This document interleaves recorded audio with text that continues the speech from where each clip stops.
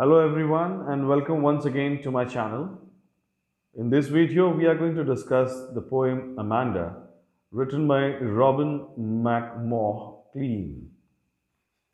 Well, first of all, let us read about the poet. Robin McMaughlin is an Australian author of books for children. She was born on 28th February 1936 in Kempsey, New South Wales, Australia, and now resides near Melbourne. She writes children's and young adult fiction. Some of her famous books are Hating Alison Ashley, People Might Hear You, etc. Robin Klein was one of the 9 children. She had her first short story published at the age of 16. She worked in a number of jobs before becoming an established writer, including the tea lady at a warehouse, bookshop assistant nurse, copper enamelist, and program aide at a school for disadvantaged children. In 1981, she was awarded a literature board grant for writing, and since then she has had more than 20 books published. Robin Klein was educated at Newcastle Girls High School. Well, let us now read the theme of the poem. Childhood is a time when we indulge in our fantasies and we do as we please. But as soon as we reach adolescence, we are expected to abandon such practices and do as we are told. Amanda has reached that midway age between childhood and adulthood. The poet shows this in a subtle manner through the growth of an acne on her face. Because she is no longer a child, her mother expects her to fulfill certain responsibilities, such as finishing her homework on time or cleaning her room and her shoes. However, Amanda wants to postpone the process of growing up, so she withdraws into the childhood world of fantasies and fairy tales. Well, let us now see the introduction of the poem. The poet Robin Klein has put forth the views of a little girl, Amanda, who is frequently pointed out by her mother for something or the other, as she is accustomed of making mistakes. According to her mother, mistakes are not part of the code of good conduct laid out by an ideal family and the society which we belong to. Well, let us now read the poem Amanda. Don't bite your nails, Amanda. Don't hunch your shoulders, Amanda. Stop that slouching and sit up straight, Amanda. Well, there is a languid emerald sea where the sole is inhabitant is me, a mermaid drifting blissfully. Did you finish your homework, Amanda? Did you tidy your room, Amanda? I thought I told you to clean your shoes, Amanda. I am an orphan roaming the street. I pattern soft dust with my hushed bare feet.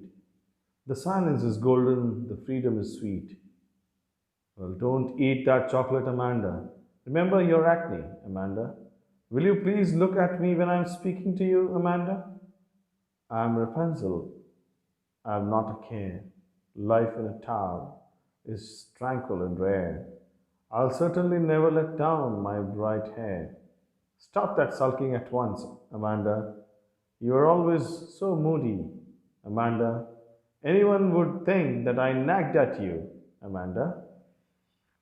Well, that's the poem. Well, let's now begin with the explanation of the poem. Stanza 1. So the poet describes Amanda, a little girl who is frequently pointed out by her mother due to her mistakes and how she imagines her life to be. The mother is pointing out Amanda for biting her nails, which is a bad habit. Then she asks her to sit straight without bending her shoulders. Amanda, who is accustomed of bending her shoulders and sitting lazily, is being pointed out by her mother. She wants her to sit in the right posture.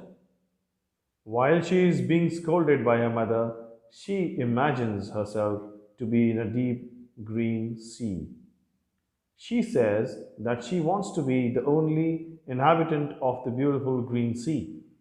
She imagines herself like a mermaid who is alone there and leads her life in a very relaxed way. She says that she wants to be carried away by the water current and enjoy living in the serene environment there. Well, now, stanza 2. In this stanza, Amanda's mother is analytical about whether she has done her homework. Then she asks her whether she has cleaned her room or not. Besides, she is also reminded to clean her shoes. On the other hand, while Amanda is listening to her mother's instructions, she imagines herself to be an orphan roaming in the streets. She imagines that if she would have been an orphan, she would have walked freely in the streets and drawn pattern on the soft dust with her bare feet and quiet feet. Her mother wants her to keep everything clean and tidy, but Amanda wants to play in the dust with her bare feet. In addition, she is fed up of these frequent instructions so much that she says silence is as precious and cheap as gold, while silence is golden. Further, she says that freedom is sweet. She longs and yearns for her freedom. In stanza 3, the poet says, Amanda's mother prohibits her from eating chocolates. She reminds her of her acne that Amanda suffers due to eating chocolates. Finally, she scolds her for not paying attention to what her mother says. At this moment, Amanda imagines herself to be Rapunzel. Rapunzel is a character from a fairy tale who is captivated in tower by a witch. The witch used to climb to the tower with the help of Rapunzel's long and beautiful golden hair, which were left fallen by her through the window. Hence, Amanda wants to be Rapunzel because she feels that life in the tower will be peaceful and rare. She thinks she will be free and live with tranquility in the tower. She also vows to herself that she would not let her hair down to anyone so that nobody could take advantage of her bright hair. Well, now the last stanza. In the last stanza, Amanda's mother warns her for behaving in a very odd manner. She asks her to stop being in a sulky mood. Moreover, she blames her of having such an unsteady mood. She also scolds her by saying that her behavior will make people believe that she was constantly being nagged by her mother.